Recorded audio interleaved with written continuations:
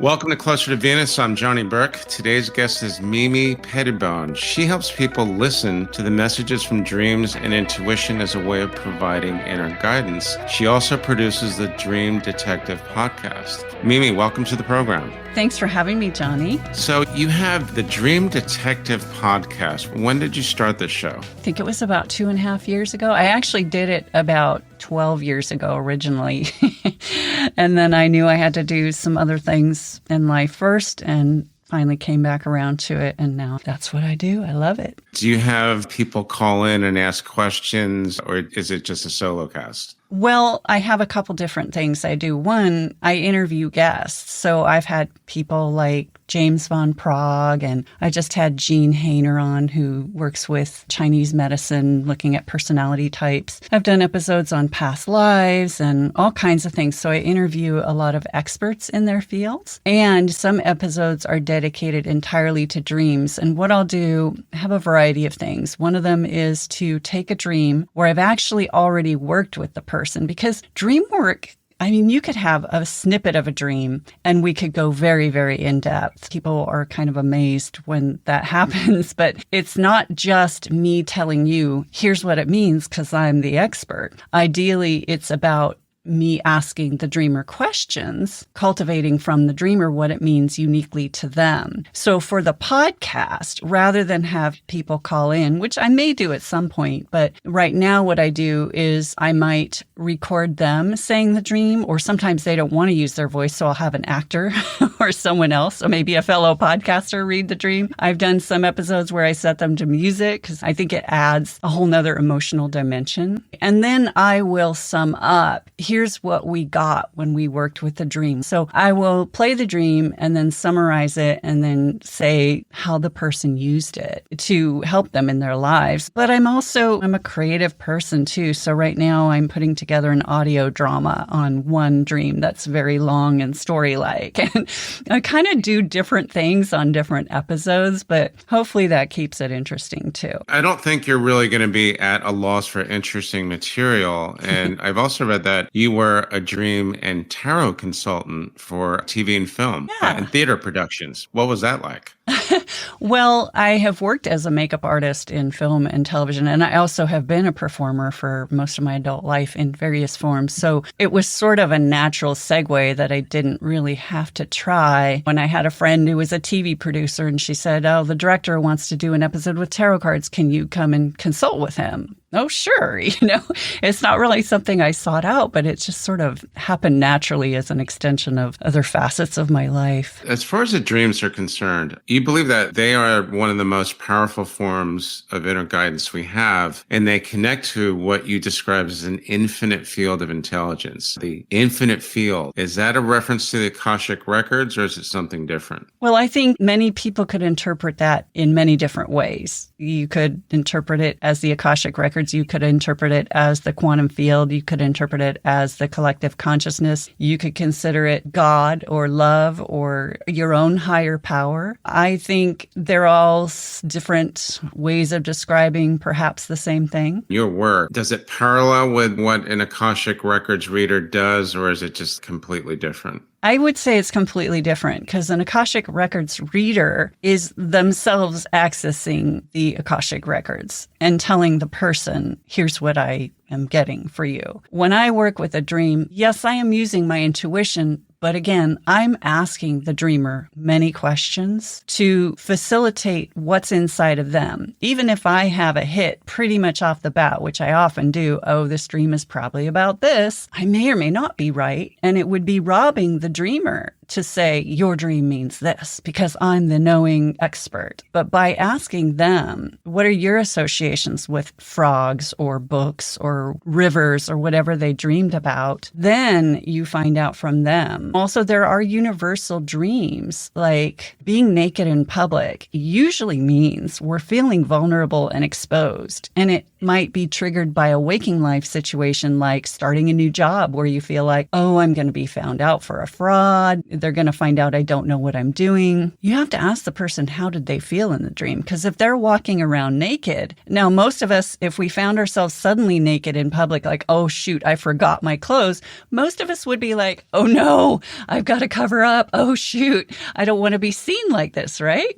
We might get arrested too. In a dream, if a person says, you know what? I feel free and I like the way I look and I feel like this is really me. And they're walking around in the dream confident and they feel good about themselves. I'm not talking about doing anything lewd or violating other people, but just they feel good. Then that dream might be about them not being afraid to reveal their true self. Even a universal dream that often has a certain meaning, like being naked in public, often means we're feeling vulnerable and exposed. But if the person feels like, hey, I feel good, I look good, I'm comfortable with the way I am, then that would probably be more about them revealing their true self. So it's always important to ask the dreamer, check in with the dreamer. It seems to me that there's certain levels. There's dreaming, there's lucid dreaming, there's astral travel, and somewhere in there, or maybe on several levels, there's the Akashic records, whether you can get there yourself or if you have assistance, like in your case. So are you talking about any individual person being able to access the Akashic records in the dream state? Okay. Right. Is that possible or... I think with dreams, anything is possible. It's sort of like if you ever listen to paranormal podcasts and you hear the callers calling with a variety of stories. Like Jim Harold has a really well-known one. And he'll get stories where he's like, I have never heard a story like this one before. So the same is true in the dream world. There are stories that I hear that I've never heard this. I've never read about this. That doesn't mean it's not real or it doesn't exist. And I think the possibilities are infinite. Now, you could have two people have the same experience and one of them believes they dreamed they accessed the Akashic records, and the other believes they just ate too many mushrooms last night. Not, or, too much spaghetti last night. Yeah. Well, and maybe that could help them. I don't know. I'm not saying either way. But what I'm trying to say, too, is all of our experiences are subjective. So even if somebody did access the Akashic records in the dream state, if they don't believe in that, they might just write it off as I ate too much spaghetti last night. One thing I will say about this is that when we are in that twilight state between sleep and dreams, where we're sort of half awake and half asleep, not really fully in the REM dream state, but that in-between state is where a lot of psychic information comes in. Edgar Cayce used to go to sleep to get a lot of his information. Also, Thomas Edison and Albert Einstein would use this technique where they would hold a ball or some kind of metal object or something. They'd sit in their chair at their desk and they would intentionally start to doze off to the point where they would drop this ball or whatever they're holding, and then it would make a noise to wake them up so that they would go into that twilight state. They would be able to access information for their scientific theories or inventions or whatever. And then the sound would wake them up so that they could retrieve the information they got, because otherwise they knew that when you drift fully off into sleep, you might just forget everything you got while in that twilight state. So I think if one of your listeners wanted to intentionally attempt to access the Akashic records, that could be a good way. They don't have to sit in a chair, but maybe while they're falling asleep at night, they can set the intention that they would like to access the records. And there's something called dream incubation, where before you go to sleep at night, you think about a topic. It's good to ask an open-ended question if you have a question, like not a yes or no, not should I move to Texas, yes or no, but show me some insights about what moving to Texas would be like. Then your dreaming mind will work on the problem or the question. And I believe we can also use dream incubation for things like, I would like to access the Akashic records tonight in my dreams, and then see what happens. But then keep some kind of recording device, whether it's an app on your phone or a digital recorder or a pen and paper. Keep something by your bed to write it down, because otherwise you can wake up with the most brilliant information, or we've probably all done this. I still do this today. I wake up with this amazing dream and I go, wow, it could be profound, it could be funny, whatever. And then I think, there's no way I'm going to forget that. And I go back to sleep. And in the morning, I go, oh, what was that dream?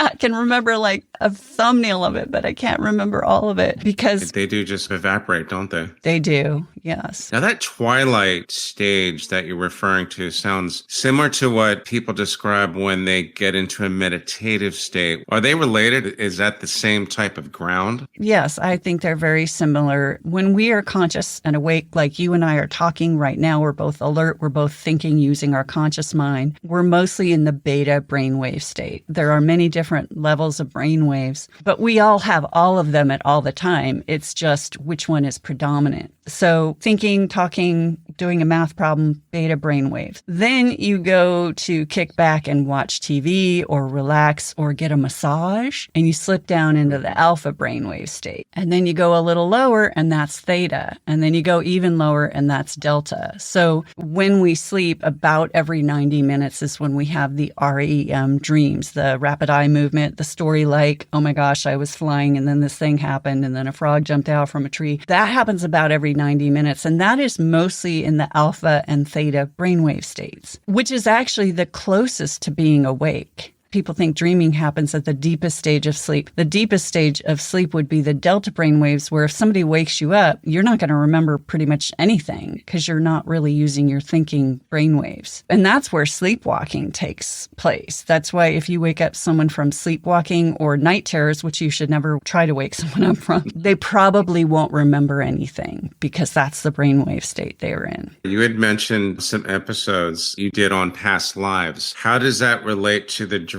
world? Yeah, it is fascinating. It seems that one of the giveaways that could be a clue to a past life dream is that it's set in a different time. You might be wearing period clothing. It doesn't mean that everything has to be exactly perfectly period related in the dream. Like if you dream you're in the 1700s, but then you have a cell phone, that could still happen in the dream. It's usually set in a different time period. You might even realize that you look different. I had one that was probably from the 17 or 1800s where I had dark hair and I was a 20-year-old girl going to a dance. I had seen my reflection in a shop window. I had this really cool dress, but it feels a little different. And it's one of those things where who's to say, right? Because somebody with a clinical psychology background might just say there's no such thing as past lives, and let's look at what that time period in history means to you. I think that can also be valuable. Or they might say, well, let's look at the story in the dream and how that metaphor applies to your life now. I would still do that, even if it's a past life, because they say we're working out our soul's evolution through these different lifetimes. So if I had an issue in a past life, maybe I'm still working it out in this life, or maybe somehow it's come up in a different form for me to work on in a new level in this life. And that might be why I had this past life dream. Or it might just be a memory. I do believe absolutely that we can have memories of our past lives in our dreams. For those people that have dreams about places and people that are so familiar, but they know that I personally, physically have never been there or have met this person, but why is it when we dream about these places and people, we know them? Does that qualify as more than likely either a past life or possibly a parallel life? Well, again, it could be either. And this is where I always look to the dreamer. I can share whatever information I have on any kind of subject like that. But I think what's most important is the felt sense that the person having the dream has. So if that person says, I have a parallel life where I live in France and I'm married and I have 2 kids, whereas in this life, I'm single and I live alone and I don't have any kids and I've never been married. But in my dream, every night I live in France with my husband and kids. And every night it's a continuation of where I picked up off the last dream. And they believe that's real. Then I believe that's real because that's their felt sense of it is so real. Who am I to say this is real and that's not real? That's not my place. That's up to each individual person as much as their own spiritual beliefs, political beliefs, health beliefs, and choices. So I believe all things are possible. It's something that I've been interested in for a really long time. I didn't really talk about it because some people are very skeptical. Some people just get really uncomfortable and they feel almost threatened if you talk about this type of thing, like the possibility of having a dream about a past life. Some people actually take offense, like, that's not possible, right? It's true. Either that, they just tune out completely. I start to think, Jesus, what did I bring that up for? But I think it's really, really interesting stuff. So speaking of all things spiritual, this probably comes up a lot where people dream of their loved ones no longer with us, but they see them in dreams. How do we get a sense of that's actually the real thing or whether it's just a figment of our imagination? Well, they could listen to episode 9 and 10 of my podcast. It's a shameless plug here, but really that's why I made, especially episode 9, is all about after-death visitation dreams, because these have been studied. And there are certain markers that will set them apart from other types of dreams. One of them is that they feel very real. Like, it didn't feel like a normal dream. It felt like they were really there. I could smell their perfume or grandpa's cigar. Another thing that can happen is they come to visit you in your bedroom. They sit on the edge of your bed or stand near your bed, which most dreams, when you think about it, they don't take place in our bedroom where we're sleeping. Now, those are just a couple things. There are many different markers, and you don't have to have any of them, but there are certain ones that are very, very common that stand out. And if you hear this list, which I have, again, a whole episode on them, describing with examples of real dreams from real people who've had after-death visitations. Another thing that's common is, especially if the person was older or ill or injured, maybe they had a leg amputated or something, in the dream they will appear at their prime. So if they were older, they'll appear younger. They'll appear very healthy and vibrant. And they also usually come bearing some kind of message, whether they verbally say something or a lot of times the communication might feel more telepathic. And they'll say things like, I want you to know that I'm okay, and I want you to know that I love you. Or I had one dream from a man who was gay, and his father never approved in his life. And it really strained their relationship. I think they were estranged. And then after the father crossed over, he came to the man who was gay and he apologized. He said, I am so sorry. I didn't understand. I want you to know that I love you and I accept you exactly for who you are. So they can be very healing because it's something about crossing over, leaving the physical human form. I think it also sheds our human ego to some extent. I hope so. Yeah. It's like we become our higher selves. I'm not saying everyone is all great on the other side in terms of I shouldn't even go there, but no, don't worry about it. This show is for where man has never gone before. Yeah, well, like I said, I follow a lot of paranormal shows, and there's stories of ghosts who aren't so nice. Whether those are their actual souls, they're not their higher selves. Let's just put it that way. And when we have a deceased loved one visit us in the dream state or in waking life, it's usually more like the higher self. Those are some of the markers telling you, I want you to know that I love you and I care about you and I hope you forgive me and things like that. What you just described sounds exactly like many of the near-death experiences I've heard about, where one in particular, episode 9, since you brought it up, she had a dark near-death experience and she had the bad part and then eventually it got better. But one of her friends, who was not in very good shape when he died, she saw him during her experience and he was younger, vibrant, very happy. And he said, I'm okay, I'm good, and I love you. It sounds like it's almost the same type of state, or maybe it's the same area of real estate. I don't know if that's a good analogy or not, but that's what it sounds like. Yes. I think what a lot of us try to do when we look into the paranormal and the unexplained and the spiritual, metaphysical near-death experiences, we hear about visitations in dreams, past life regression and samadhi and astral traveling for that matter. It seems like often we're describing the same area or the same space. What are your thoughts? I agree. I think it's all about the journeys of the soul, whether you're astral traveling or coming back to visit in the spirit form after crossing over. It's all sort of the non-physical side of our existence, our consciousness, some would call it. So with the astral traveling, when some of us try to make sense of the different levels of dreaming, then there's lucid dreams, then there's astral travel. Does that come into play with your work? Sure, it can, because depending on what the person's dream recount is, it may have something to do with any one of those. So a lucid dream is when our conscious mind comes online during the dream state, because our conscious mind is the logical, linear part of the brain that says, this is Joe and that's Bob, and this is a fork and that's a spoon. But the unconscious or subconscious is the creative, nonlinear, intuitive part of the brain. That's where dreaming happens. When we are in the REM dream state, our conscious mind is mostly typically offline. And that's why dreams don't seem to have any logic to them. And instead of that's Joe and this is Bob, or that's my ex-boyfriend from high school and this is the current guy I'm seeing, the dreaming mind just puts it all in a folder labeled by emotion. Like, this is the person I'm in a romantic relationship with, rather than that's Joe and this is Bob. And so if someone is in a new dating relationship or even in a marriage or any kind of relationship, they might dream of someone they were in a past relationship with when the similar emotions come up. So if they dated someone who treated them like a doormat and now the new person is treating them like a doormat, they might dream of the old person to remind them, oh yeah, that's how that person treated me. And that's just sort of their emotional template for being treated like a doormat.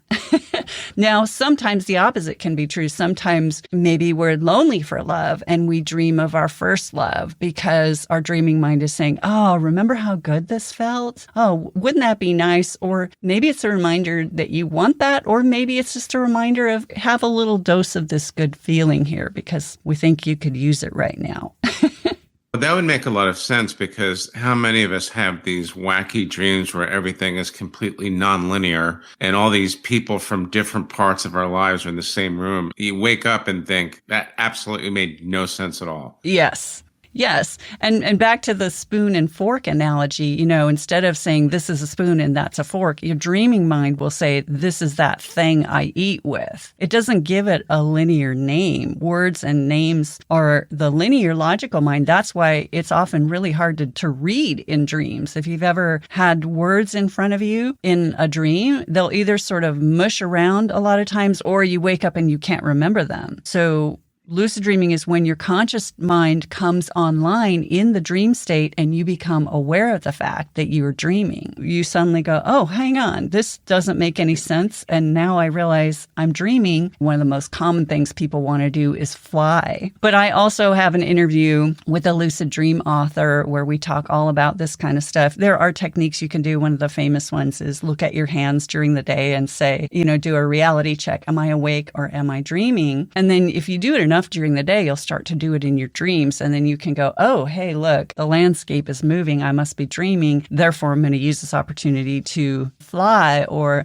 talk to my favorite celebrity or whatever they want to do. And people can use it for fun things like that, but you can also use it to access deeper levels of consciousness. Now, this would be another good example of where you could say, I'm lucid. I want to access the Akashic records. Show me the Akashic records, or show me information in the records about XYZ. And so you could use it in that way. You could access your own consciousness about any kind of deep philosophical or spiritual question. And then astral travel is when our consciousness, our soul, whatever you want to call it, leaves the body and travels throughout space or around the world, or to your ceiling in your bedroom. It could go in many different places. The kind of dreams that I would do an interpretive session with someone with are the metaphorical stories. I was on a hill and then this cat walked up to me and then I realized, oh, there's my brother over there and I am trying to get over there, but I can't seem to get there. It's more of a story-like metaphorical thing. Now, that doesn't mean that it can't still have some kind of layers of psychic information in it, which we often don't know till later. There are many different types of spiritual dreams that are purely psychic, where we might even be dreaming the experience that someone else is having. at that very moment. A lot of times, psychic information has to do with matters of life and death. I've heard stories where somebody is committing suicide next door, and the person dreams that they're trying to commit suicide themselves. In fact, this happened in college to me and my roommate. I got up, I told my roommate, I had a dream that I tried to commit suicide. And she said, so did I. And then we found out the next week that somebody in the dorm 1 or 2 buildings over had committed suicide. If anybody is an empath out there, this can happen even in waking life. We pick up feelings and we go, why am I feeling this way? What's wrong with me? And if you really check in and you're an empath and you become aware of this and learn how to manage it, you can learn, okay, this is not my energy. This is not my feeling. This is not my thought. So that's a very good point. I was talking about this with someone the other day.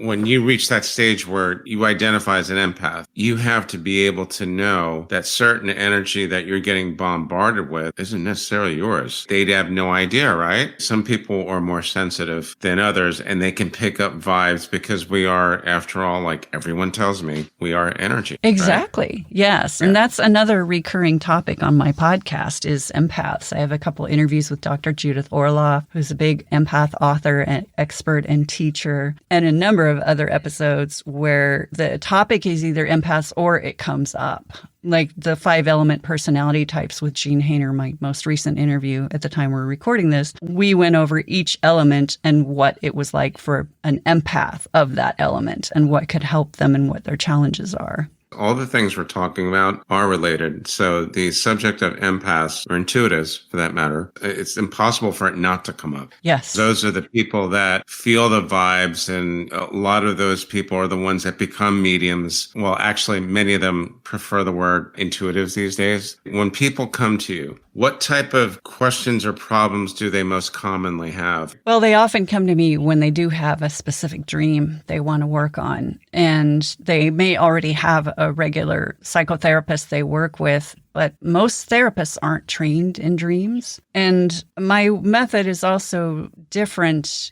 in that we don't have to go back to your childhood and say, did your mom treat you like this and all that? But a lot of times I am working with the subconscious in its own language. So I might take the story of the dream and say, okay, now if you could rewrite the ending, how would you rewrite this to come out in your favor? Pretend this is a movie and you're the scriptwriter. It's funny because a lot of people will start off very limited in terms of the rewrite, and they'll change a little element, but it's not really helping them that much. And I'll say, okay, let's dial the camera lens out even further. And if you could go back even further. And then I might make a suggestion. I like to let them come up with what's organic for them first. But sometimes making a creative suggestion doesn't have to be logical either. It could be a fairy godmother comes in and waves a magic wand and makes the gorilla disappear. But by working with the symbols and metaphors of the dream, we're working in the language of the subconscious mind, which allows change to happen on a different level. It's working on the subconscious level. And I often recommend things like if you dreamed about, I don't know, that stupid gorilla image is now in my head. But let's say you turned the gorilla into a little kitten. Then maybe you want to cut out an image of a kitten and keep it somewhere that you're going to see it on a regular basis to remind you of your power to transform and heal. Often the things that seem scary are our own disowned power or strengths or traits that we have access to that we learned at an early age. It's not okay to express that. And so we've had to push it away, and then it starts to want to come back in other forms. And it's often unhappy. It's like having a child or an animal that you've neglected that's going to be like, meow, don't treat me like that. Hey, I need your attention. And so we can also talk to the dream figures, even elements, scenery or furniture we can talk to, but often people, animals, plants, you can talk to them and have a dialogue with them. And that is one of the most powerful ways to access the deepest truths within ourselves that some say could take years in therapy to access because we're not consciously aware of it. But just by these kind of creative exercises, we can tap into some of this deeper information.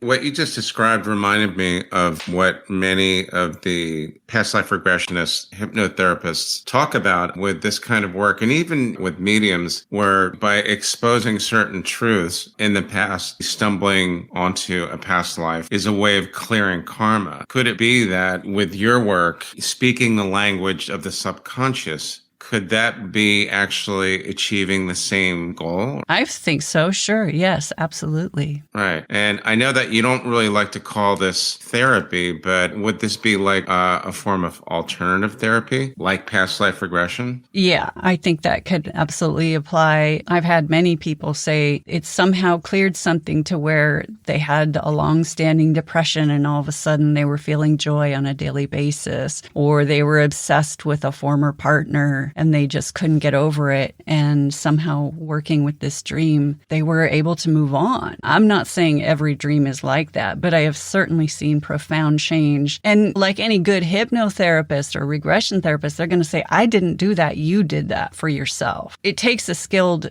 practitioner to be able to facilitate a person to be able to do that by knowing how to walk with them and guide them through it, ask the right questions, help them along the way. But it's really the person, the client, who is doing the real work and creating the positive change within themselves. It sounds great. I bring that up, the alternative therapy, because I've heard people that have done past life regression helps clear their issues. Whereas in traditional therapy, they just ran into a wall and they were doing it for years. Yes. And I've heard that more than once. Oh, absolutely. And that is because we're all working on the subconscious level. I interviewed a past life regression therapist, Steve Burgess, and we talked about that a lot. One of the examples was migraine headaches. He said a lot of times people with chronic migraine headaches have had past lives where they've had traumas or blows to the head injuries. And so by becoming aware of that and clearing it, he gave an example of a client who all of a sudden no more headaches. And that's something you could go to regular doctors and get prescription pills for a lifetime.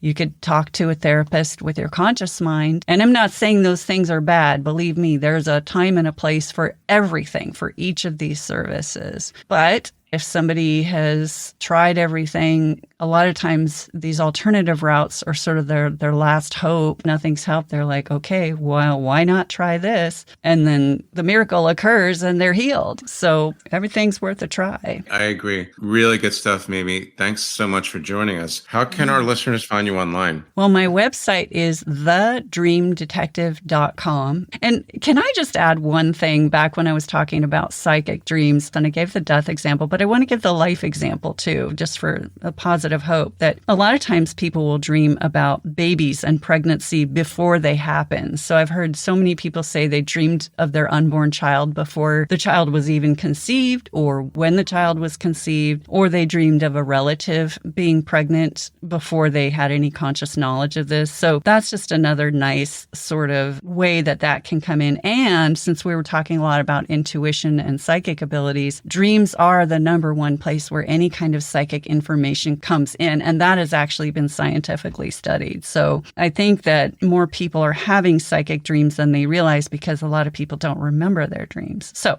anyway, website, thedreamdetective.com. My show is called The Dream Detective Podcast. I also have a forum on my website that is private where you can post your dreams and receive feedback on them. And people can access that through my Patreon membership site.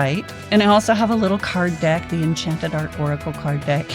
And there's links to all those on my website. Thanks again for coming on. You've been listening to Closer to Venus. This is Johnny Burke. If you enjoyed today's episode, please consider subscribing. If you really liked it, you can also leave us a review on iTunes as well. Thanks again for tuning in, and we'll see you next time.